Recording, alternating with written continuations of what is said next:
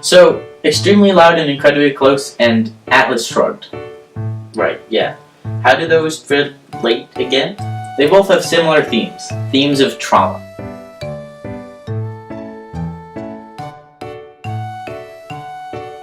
So, this is just a discussion of your opinions.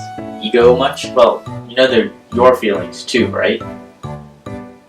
So, extremely loud and trauma. So, there are three main characters, and of them, Grandma is the only one who really recovers from her respective trauma.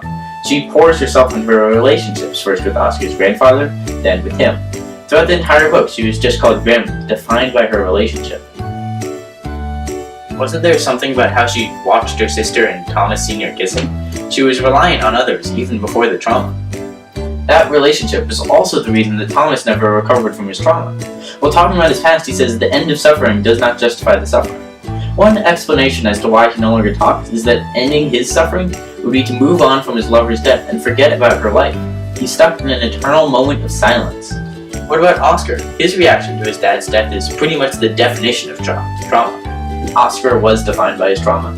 He spent almost all his time looking for the lock or inventing things to help him deal with death or suffering. I mean, he keeps a collection of everything which scares him called Things Which Happened to Me. And when he rides a roller coaster, his only thought is whether or not it feels like falling. The inventions also show how he deals with the world, always logically, scientifically, and even at the very end of the book, he's inventing with the time reversal. Atlas Shrugged's characters are slightly different than that.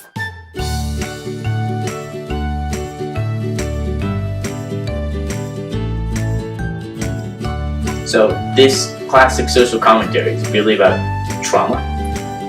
Well, think about it. Throughout the book, the looters are torturing the thinkers, but the thinkers just sit there and help them.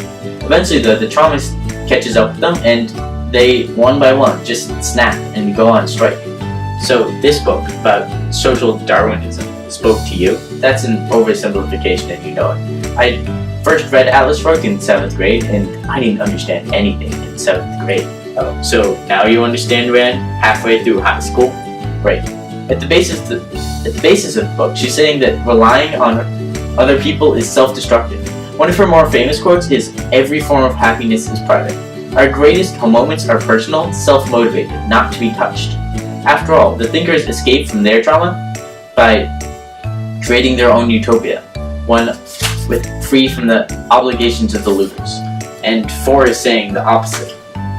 To an extent. I mean, one of the defining quotes is Mr. Black's philosophy on strangers. So many people enter and leave your life. Hundreds of thousands. You have to keep the door open so they can come in.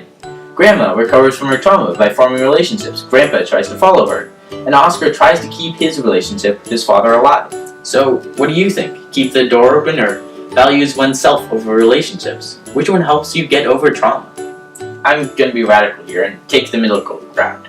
Your sense of self, your self-worth, should come from inside, although it's not wrong to take pride and joy in your relationships.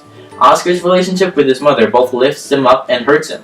As much as she is a source of love in his life, his efforts to protect her lead him to sacrifice himself, as shown by his hiding of the voicemails.